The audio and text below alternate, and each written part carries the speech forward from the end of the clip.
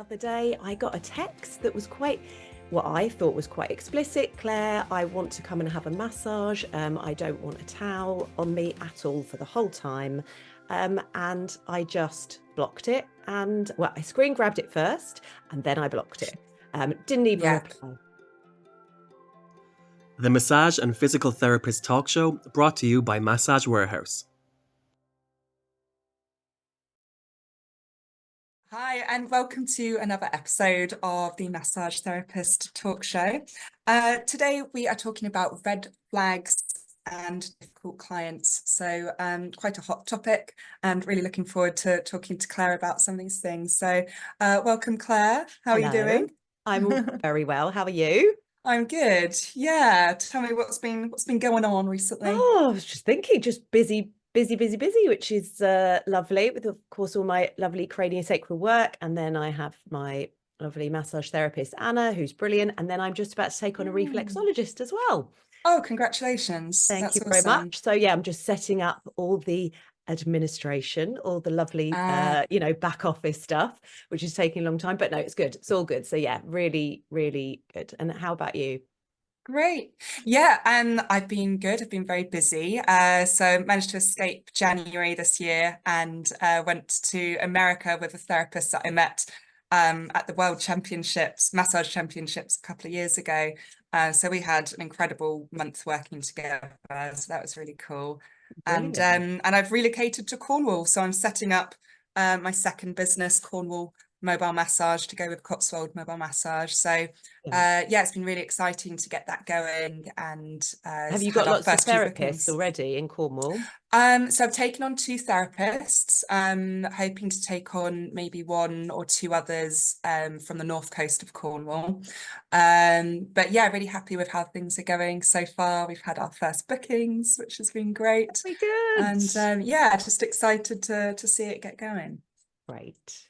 Yeah.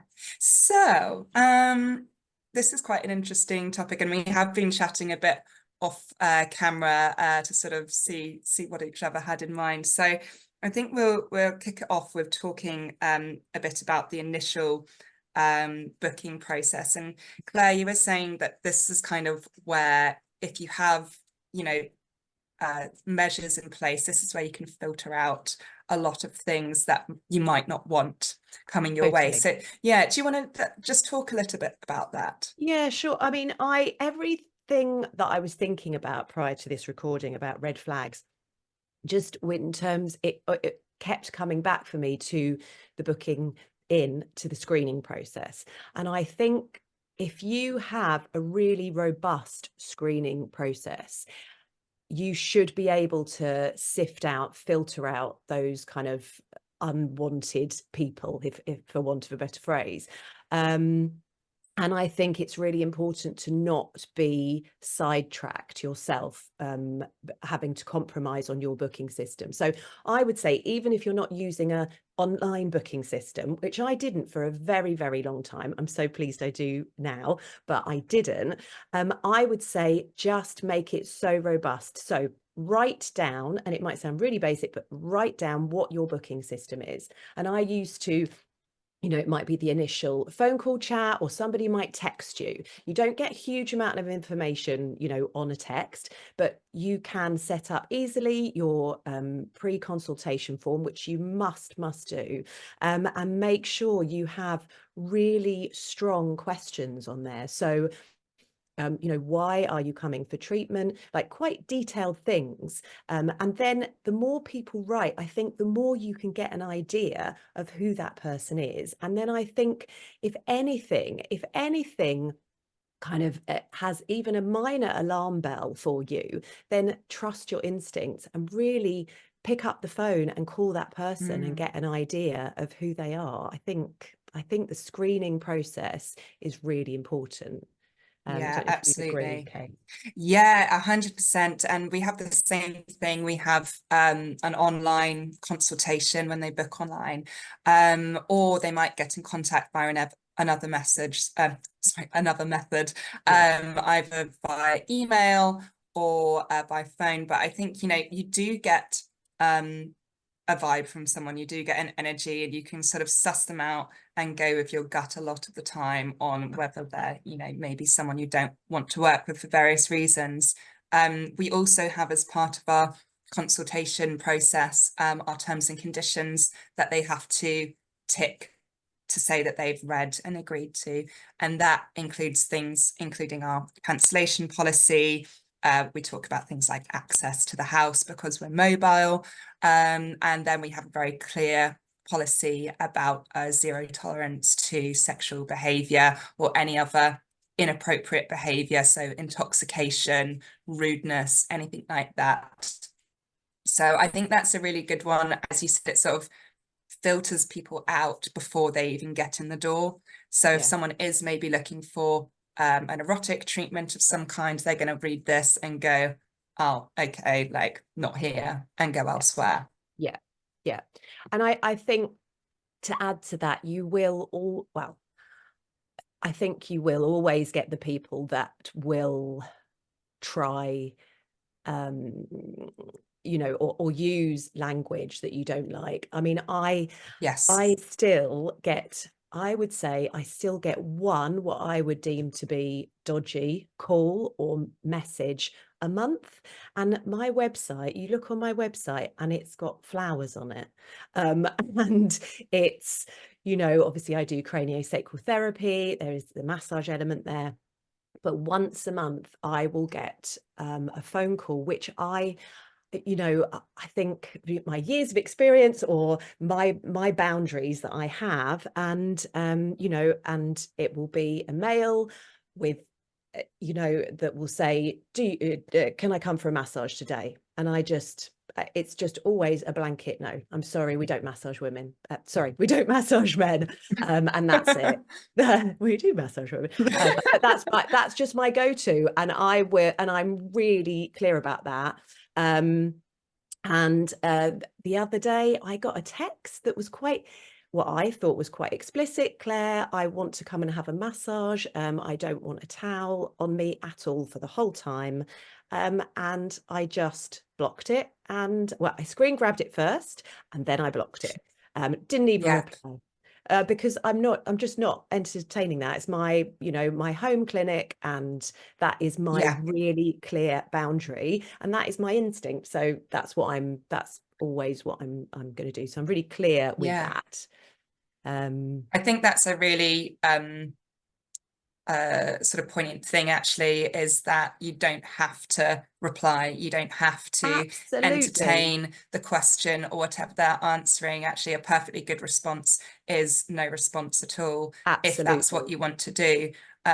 What I would sort of not advise is the sort of you know, trying to make a point to someone and arguing with someone, because I don't think that's just not going to help you. It's not going to get you anywhere, and it's certainly not going to teach them a lesson. So it's kind of best either to just answer politely and say, as you said, something, you know, shut us down, no arguments, we don't treat men, even if you do, or no, sorry, we don't offer that, we're fully booked, whatever it is, or as you said, no need to respond at all. So in terms of other sort of red flags, because we've obviously touched on what we would deem as, you know, the sort of the pervy client, and we don't want those. The extreme ones. Then we've got some other red flags, and I've sort of written some down. So other ones for me, and by the way, I think this is totally personal to your practice as well, but these are just things that I wouldn't necessarily want to tolerate, but I appreciate that everyone has different levels of what they're happy to accommodate. So for me, one of them is like rudeness or entitlement. So people thinking, you know, that they can be quite abrupt and direct with you and not necessarily very polite. That doesn't sit very well with me. But I'll sort of, that interestingly are some clients which have come to me who have ended up as really good clients, who maybe initially were a little bit kind of, you know, prickly, but then they've softened over time and, you know, respected who you are and blah, blah. So in some cases, I do give the space and sort of benefit of the doubt for people to improve. But if they're really, you know, straight off the bat not being very polite or very nice, then you know, it's probably not someone I'm going to entertain. I don't know if you kind of have had that much as well, Yeah. Claire.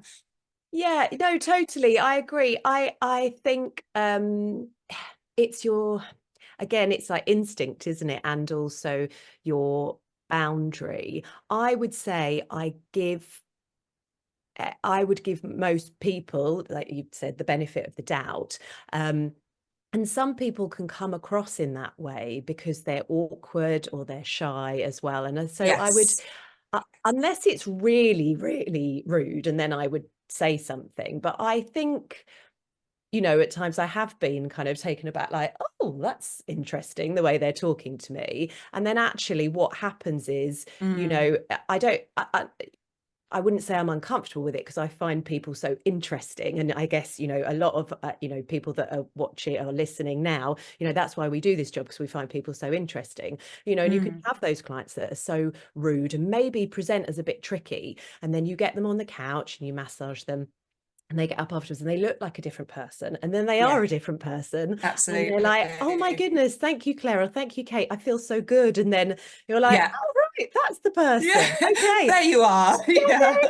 there you are. What you needed was just someone to be Yeah. really nice to you. Yeah, absolutely. And I think Sometimes you can lean in rather than lean out, but yeah, you've got yes, to make a yes. But judgment I call. think also, I think that comes again with experience as well. But I would say, yeah, I always generally give people the benefit of the doubt. Mm, And yeah, yeah, haven't had too I many agree. issues Yeah. like that. Yeah. The other one that is a bit of a red flag is when someone is really trying to haggle on the price Oh, or the way to pay. So in my business, you have to pay in advance to secure your booking, and we don't accept cash payments because we're a team. It would just be very messy if people were accepting cash payments. yeah, So, but I've had, a good handful of people insisting that they're going to pay cash, and I have to tell them, I'm sorry, we don't accept cash as a business. You have to pay in advance to secure your booking, and these are our terms and conditions. yeah, And either they'll sort of yield and go with it, or they'll throw their hands up in the air and say, oh, no, no, no, which is then fine, because I think that's not a client that you want, because they're trying to impose their totally, terms on your totally, yeah. business, and that's not for them to decide, that's for you to decide. And it's a very empowering moment to really stand by your terms and your policies and sort of say, okay, that's no problem, but unfortunately in that case we can't offer you business. Yeah, absolutely. And yeah, I just think that is your, boundary, and that is not being put off of your robust booking system. And if that's how you have to operate, then that's fine. And there will be, I think it's that, especially when you're starting out, not panicking that you won't get any other clients because you've had the odd tricky one. I think, like you said, it is really Mm, empowering to say, this is how we work, and this is our process, and thank you so much. But yeah, yeah, we, thanks so much for your interest, but we can't help you with that. And I think, yeah. yeah, it's really, it's a good thing to test every now and again as well. I actually have a good real story of this happening early on in my massage career. I was probably 2 years in, and I had already done this big group booking for this client, and they were incredibly wealthy, like incredibly wealthy, and huge house, pool, everything. And my prices at this point were already just silly low because I was starting out and I didn't know the value of my work yet. And I'd already given them a small discount because they're booking as a group. It was also over my travel that I'd usually do. It's an hour's travel each way. Mm. And then they wanted to book in again. So I thought, great. But she wanted a further discount.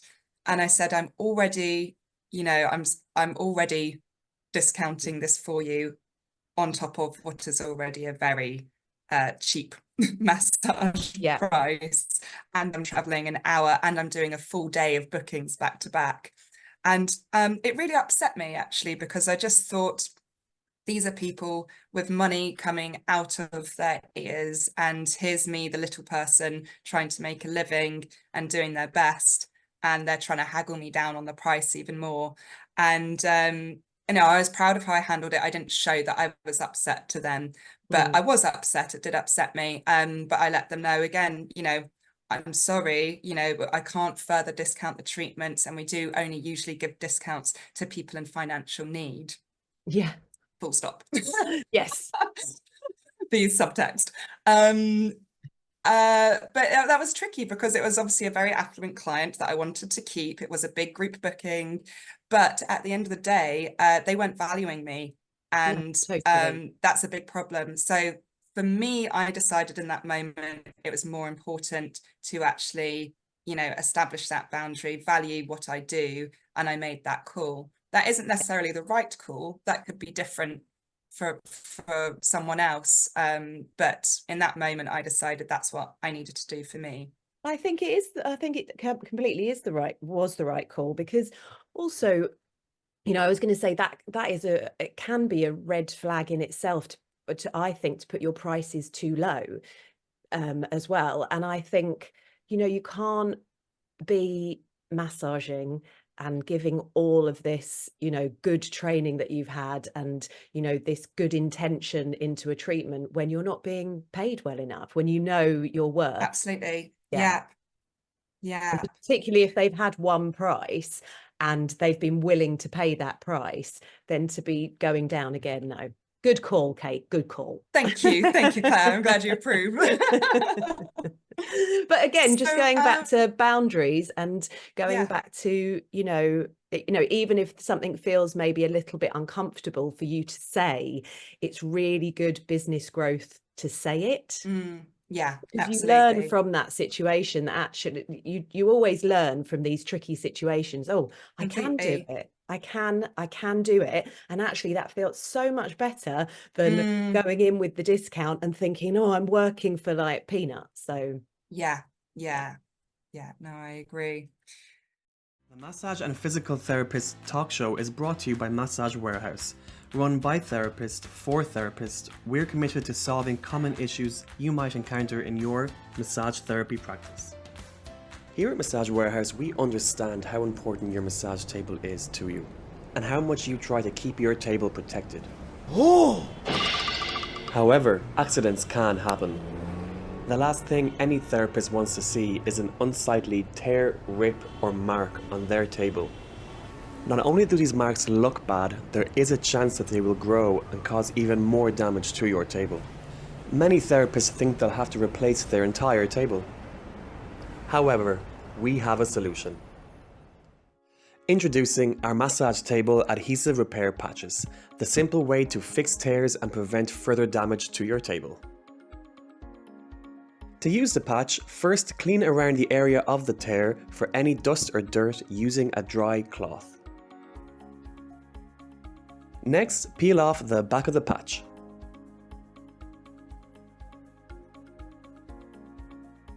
After this, carefully apply the patch over the tear.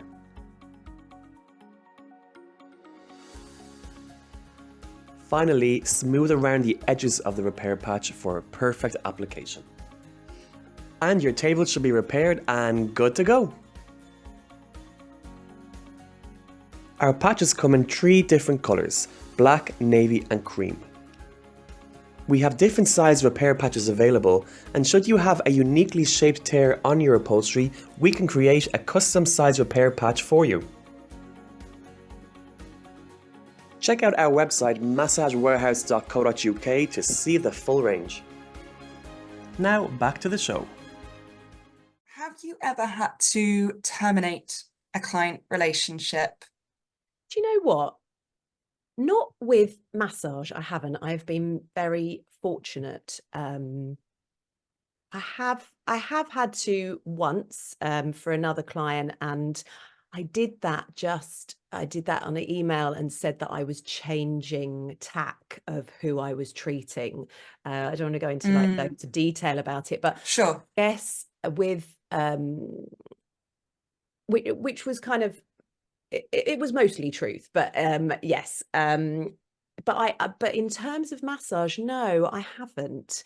I think I have been, and I continue to be, really fortunate with my clients. And then I guess, you know, just going on repeating myself again, just it's how you market yourself as well, and where you market yourself, what your website looks like. I think you were saying when we were talking before, like the language that you use on your website, the language that you use to advertise yourself, so that you don't bring in potential red flaggers, the extreme ones, I mean. I think Yeah. you're always going to get, like we said, tricky people. I think, you know, I would say I know when someone's going to be late, you know, when I've booked them in, Yes. or if I've talked to them, Yeah. you know, or you might get those people that will ask loads of questions and you think, oh, you're going to be late. I know you're going to be late, you know, but and again, and you know, and then they are.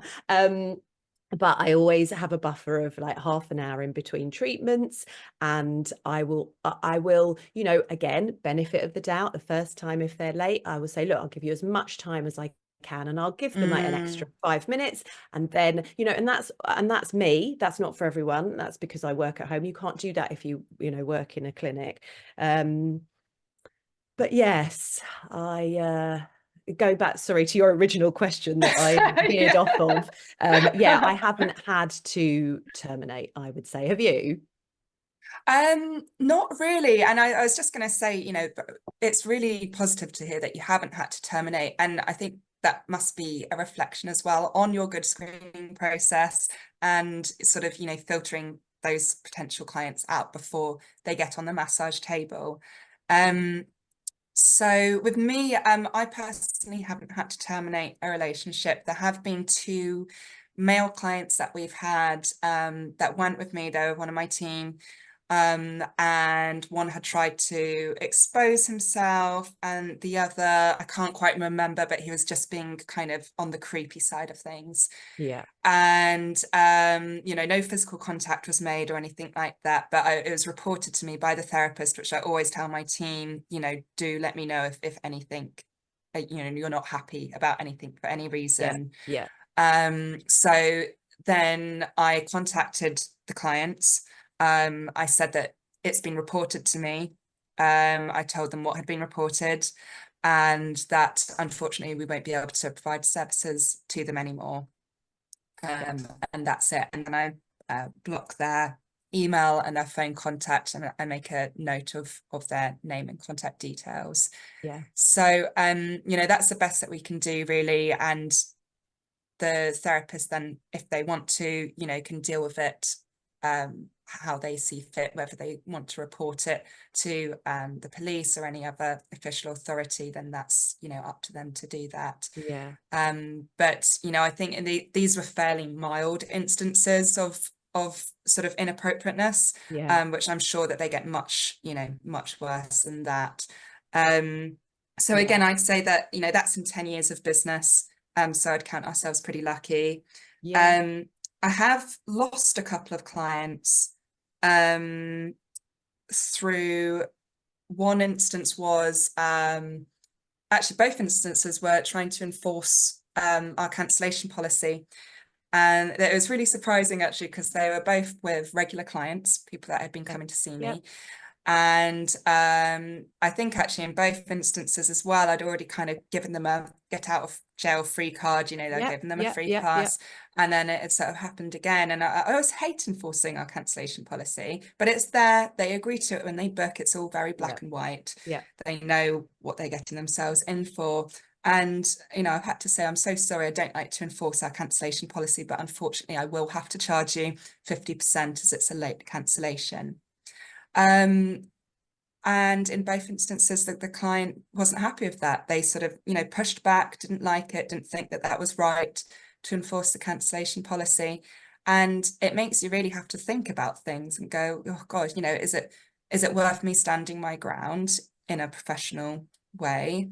Or do I want to try and, you know, keep them as a client and sort of say, you know, actually don't worry about it. And again, I don't know what the right answer is, but in both cases, I did stand my ground and say, you know, I'm really sorry. I, you know, obviously don't like to enforce this, but unfortunately, this is my time. You know, I've given you one free pass, but you know, this is my time and my income. And unfortunately, there is value to that. Yeah, And so absolutely. 50% is due. And because we take advance payments, I've already got their money, so I refund them the 50%. But it's sad, it's a real shame. And I wish, you know, I wish the clients had seen, you know, had Yeah, seen my perspective that my time is money and yeah, they agree to the terms. So yeah, it's kind of difficult absolutely. one. But so I I didn't terminate them, but they chose not to book again yeah, because I enforced my policy. And I thought, okay, well, so be it. I Yeah.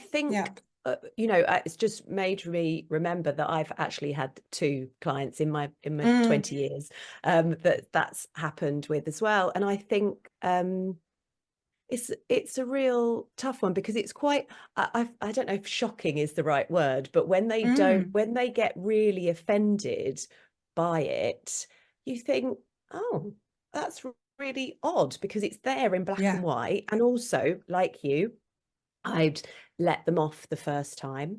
Mm-hmm.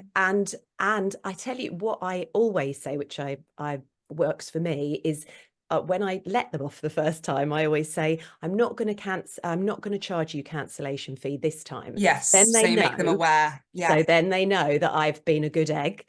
Yep. But then, yeah, it's happened to me exactly the same. And, you know, and the reasons they couldn't come, you know, if somebody has unfortunately passed away or somebody, you know, of course, Yes. I'm not going to charge a cancellation fee. Yeah. But if it is an appointment clash or something, you know, even if it's, you know, illness that's like, oh, a cold and it's last minute, I, you know, once they've had their, you know, Yeah. will gesture, I will. And in both these circumstances, that's what it was. And then Mm, one came back to me and said, but my daughter wasn't very well. And it's like, "Oh, yeah, I know, but I've also got kids and oh, I didn't say this, but you yeah. know, Yeah. and again, the same thing happened. I think one of them actually didn't pay because I don't do upfront payments. I don't, Mm, you know, I would if I felt I had to, but for me, I don't yeah. really. So, you know, I think twice in 20 years is okay for Yeah. me.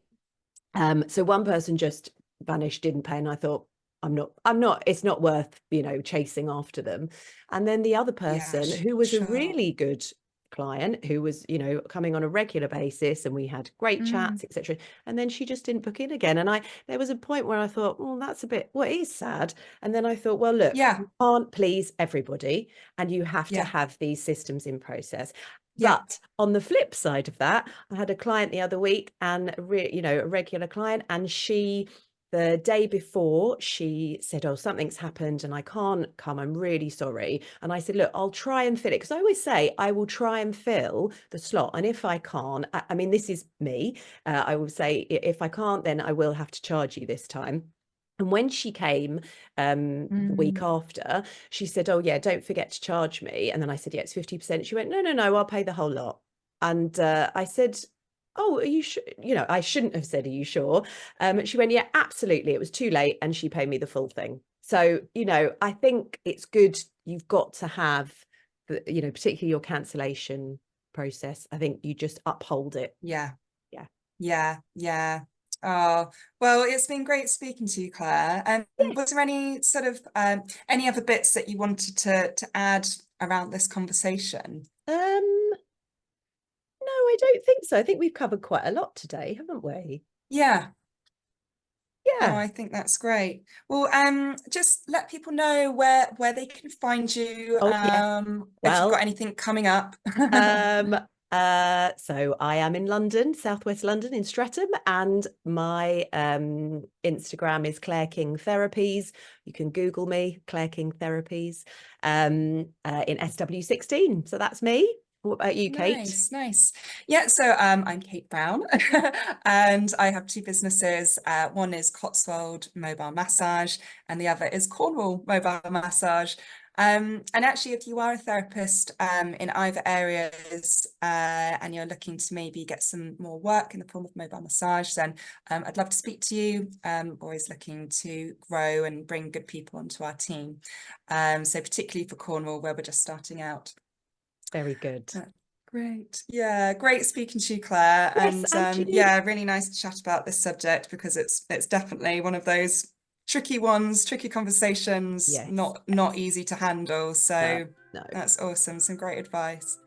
So don't forget, if you have enjoyed this episode, leave us some comments, and you can click below and like and subscribe, and we will be back next time. Yay! The Massage and Physical Therapist Talk Show. We discuss the talking points that matter to you, the therapist.